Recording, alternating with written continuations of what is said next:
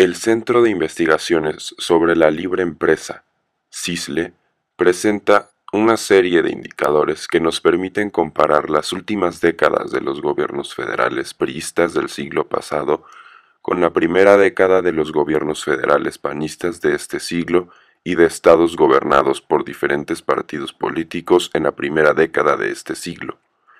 Con estas cifras comparables, cada uno de los lectores puede obtener sus propias conclusiones por una vía objetiva sobre qué partido ha gobernado con una mayor estabilidad económica y mejorado los indicadores que reflejan avances o retrocesos en los niveles de vida de la mayoría de la población.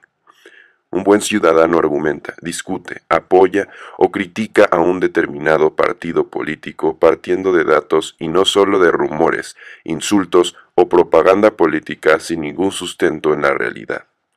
Ojalá estas cifras te ayuden a conocer la realidad política de México con base en hechos y no en dichos.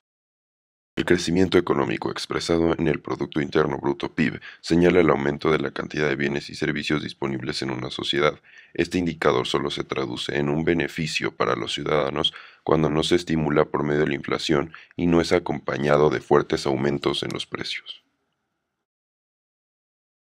La inflación en esta gráfica expresa los aumentos acumulados de los precios en esas décadas. Entre más suben los precios, más se empobrece la mayoría de la población, al perder poder adquisitivo y parte de sus ahorros. Este indicador refleja la producción de un país dividida entre el número de habitantes.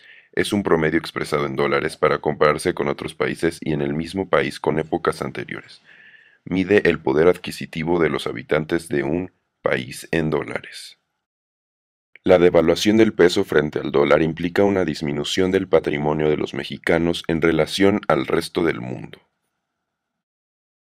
Las altas tasas de interés reflejan déficit, inflación, desconfianza en un gobierno y altos costos para la inversión productiva. La canasta básica se compone de los principales alimentos y medicamentos que consume la mayoría de los mexicanos. Las variaciones de precios se integran en un índice que refleja su aumento.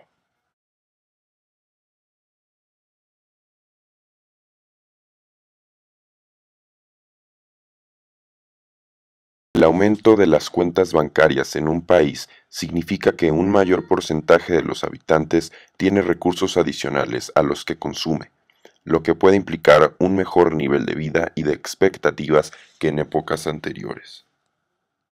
Los salarios reales nos muestran la cantidad de bienes y servicios que puede adquirir un ciudadano con lo que percibe por su trabajo. Al salario percibido se le descuenta la inflación o aumento de precios. El resultado es el salario real. La deuda externa, demasiado grande con relación al tamaño de la economía, debilita las finanzas del país y refleja un manejo inadecuado de la hacienda pública. Las reservas internacionales aminoran las posibilidades de devaluaciones abruptas y dan solidez a la economía de un país ante los inversionistas de otras naciones.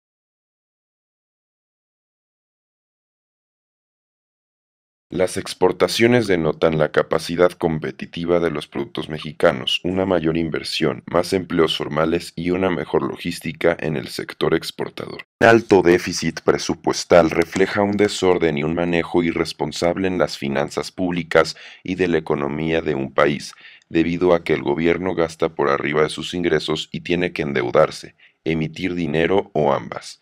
Es uno de los determinantes de la inflación y la devaluación. Los homicidios por regla general son del fuero común, por lo tanto son competencia de las autoridades estatales.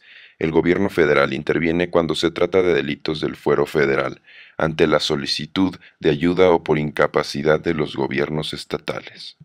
Mide el número de veces por cada 100 en que se pagó un soborno al solicitar un trámite o servicio público. El Instituto Federal de Acceso a la Información, IFAI, se creó en 2002 con el primer gobierno federal panista, pero la transparencia todavía no se aplica a cabalidad en varios gobiernos estatales. Este indicador señala a los gobiernos estatales que han comprometido en un mayor porcentaje los ingresos futuros de sus ciudadanos. Varios estados aumentaron sus deudas a pesar de que durante esta década recibieron recursos récord por parte de la Federación. Por lo general, esos estados han manejado con opacidad el destino de recursos provenientes de préstamos o bursatilizaciones.